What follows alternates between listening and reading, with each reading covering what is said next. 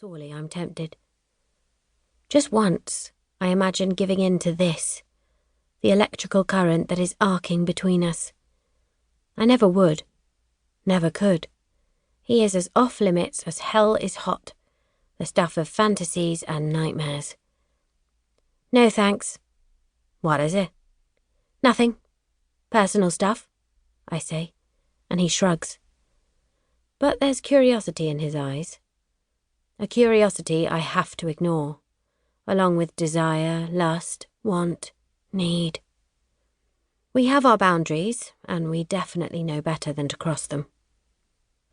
Jack pushes the sheet off, exposing the tattoo that curls across his lower back and snakes around his hips to the tops of his legs. Must have hurt like hell to get it done, especially on the skin of his thighs, right near his cock. I asked him once why he'd got it. His answer seemed like a good idea at the time. He doesn't care that I see him naked. It's not the first time, and undoubtedly won't be the last. Sometimes I wonder if he's goading me, waiting for me to react. After all, it's classic workplace sexual harassment.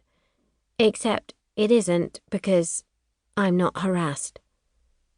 I'm amused, and more than a little turned on. In the 2 years since I started working for Jack, I've probably seen him naked on average once per week. That's over 100 stare-fests, and he is totally worth staring at. I don't think he used to be like this. Before this, there was her, Lucy, his wife.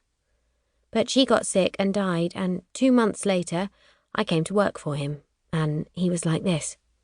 Dark and brooding and desirable and sexy and messed up and mourning and fascinating. This sleeping with anything in a skirt is post-Lucy. Same as the copious Scotch drinking afterwards. It's sensual self-flagellation, but he won't see it that way. So, no matter how much I want to stare at his naked arse, I know he's for looking at, not touching. Like when Grandma used to take me shopping at her favourite Port Merion boutique, and I was allowed to stare at the intricate floral and botanical artwork for hours on end, but never, ever to touch.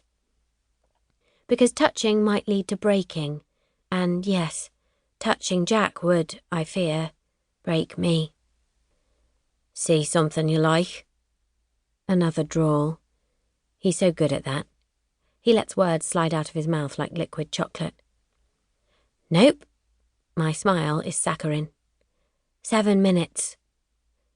I spin on my heel and leave, a smile playing around my lips as desire pools between my legs. Gemma is staring at me, and the mood I'm in, I feel about 2 steps away from going all me Tarzan, you Jane on her.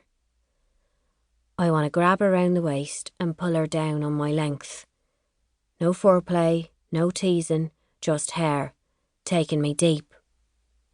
In my fantasy, she's not wearing panties, and she's left her brain at the door, because real-life Gemma would quote me 1,000 reasons not to have sex, even as she was moaning in my arms. Last night was fun. At least, it started off as fun.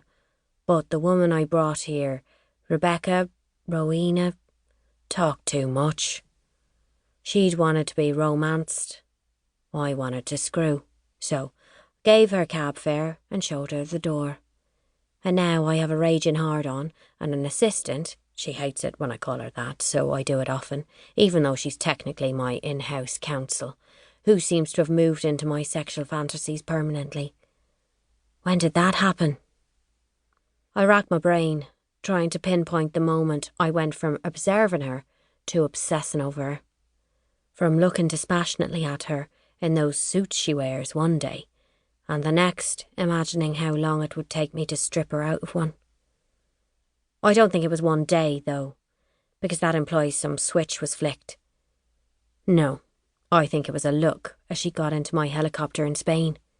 A laugh over dinner, hearing her hum as she stared out of a window, her mind obviously running at 1,000,000 miles an hour. Then there was that blackout we were once caught in the city office. The fire alarm shut the place down, closing us inside an elevator for closing.